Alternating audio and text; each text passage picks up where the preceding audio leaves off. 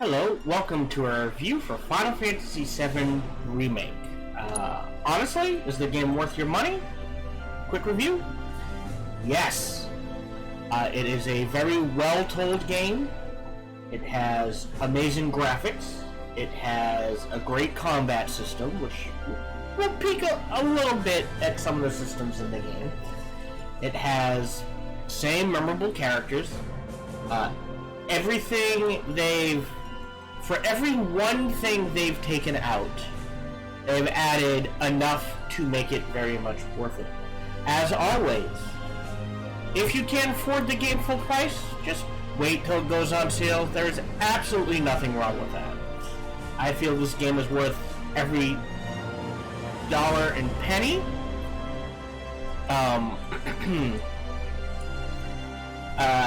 And honestly, yeah, go out and play it. Probably one of the best games of the year, to be fair.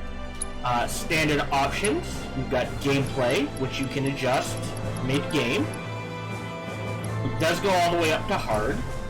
You've got camera controls you can adjust. Again, feel free to pause the video if you really want to see all of them. Audio, and different languages, which I never messed with. I will say, I do recommend that you keep the camera distance in and out of battle as high as you can. I also will say, despite that, it still feels a little too zoomed in. I wish you could pull a little further back. But we're going to go ahead and head into a bit of the game so I can show off a little bit of the gameplay and discuss the game as a whole.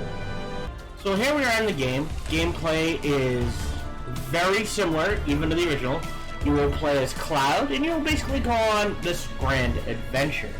As you can see, it is a outside view. They've got the run. And combat is done in a, I don't want to say pseudo turn-based, but as you can see, you do commands. You need to fill up your ATB gauge, which is in the lower right. And as you do, that allows you to trigger abilities, spells, and items.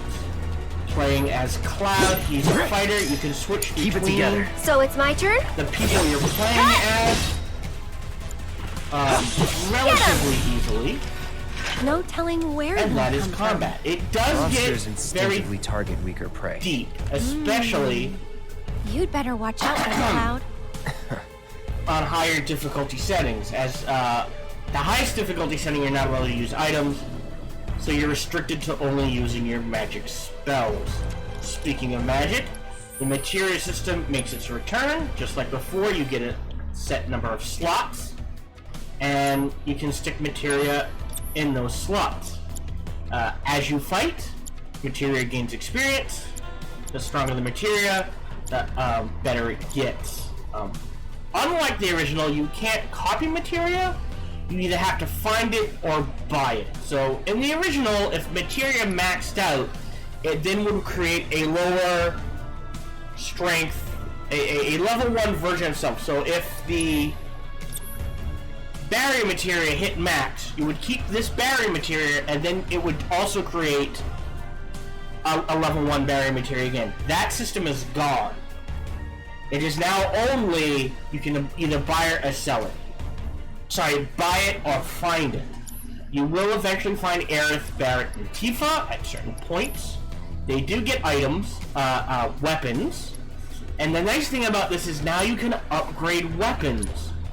Every time you level up, you get SP points.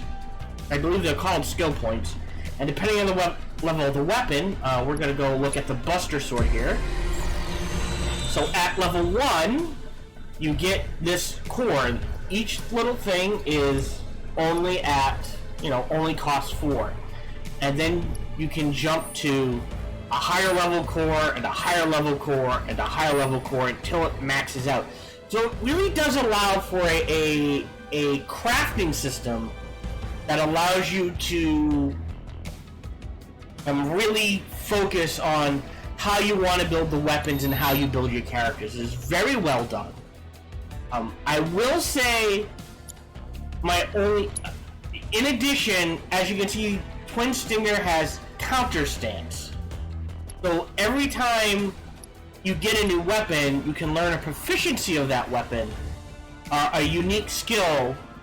So this is at 40%, so I have to use Twin Stinger to use counter stance. Because I've maxed out Focus, Thrust, Triple Slash, and Disorder, it doesn't matter what weapon you use. I wish you could do something like that with the cores, where if you max out a specific core, we'll say like if I had maxed out this core, right, then I could select a specific skill or something to always be on, no matter what weapon I'm using. Maybe you have to max out like 2 or 3 cores or something like that. It just feels like there could have been a little more, but it's still a very well done system. As I was saying, the only really minor complaint is, as we can see, the game is about running around and exploring. You do get into harder-like situations where you're basically running from one end of a corridor to another, but they're usually branching paths, there are places to explore and that sort of thing. My only complaint is that, in general, the number of encounters feel just a little too low. There doesn't need to be many more encounters. If I remember correctly, like in the original, you could hit a point where like every time you took a step you were fighting a random fight. No, you don't want it that high.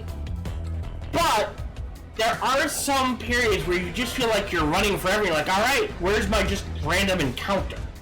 The nice thing is you can always see them coming up. So as we can see right here, in some cases you can choose to avoid fights. I usually do not. So I'm just going to do this fight again real quick.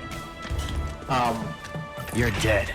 So like I said, you build up the ATB, and then we can choose abilities, spells, items. We're going to go ahead and use Triple Slash, and that will probably finish the fight. Yeah. And that is the basic combat. Overall, like I said, a really good game. I will say, I know the ending has garnered some, I guess flack is the word I want. There are some people who are worried about the ending. I will leave that to you when you buy the game. I enjoyed the ending of the game. I will say my biggest complaint is I want to say, I think it's like the third to last fight against a specific roulette boss, where you go through this game and you get all these powers and these cool things, and then the third to last fight, I believe it's the third to last fight, against a specific roulette boss, they take that all away. And it's like, really? That's annoying. And then they give it to you again for the second to the last fight and the last fight of the game, but it's like, why take all that stuff I earned away? You've made this just an annoying fight, not a fun fight. Every fight in this game is fun, it's enjoyable, there's strategy, there's depth, not only in how you build the characters, but how you fight, and what characters you use, and when. It is a very well-made game. But that third to last fight is just like, God, this is just annoying. But other than that, like I said, overall, a really good game. Give it a shot. Again, if you can't afford it, just wait until it goes on sale. There's nothing wrong with that. It is very well done. Great story. Amazing graphics. Characters are very well done. Characters that weren't really major stars in the original now get much more time to shine, and thank God they do, because they are great additions to this game. And I honestly look forward to the second one. So, yeah. Thank you for the review, watching the review, and we'll see you next episode. Hello, this is Gohan the Chinchilla, and we hope you're having a good day, as do I. As always, we hope you enjoyed this video. If you did, feel free to follow, like, subscribe, or comment, or even better, come on over to twitch.tv/Sparky TDK and watch me live every Monday through Friday. Thank you for your support.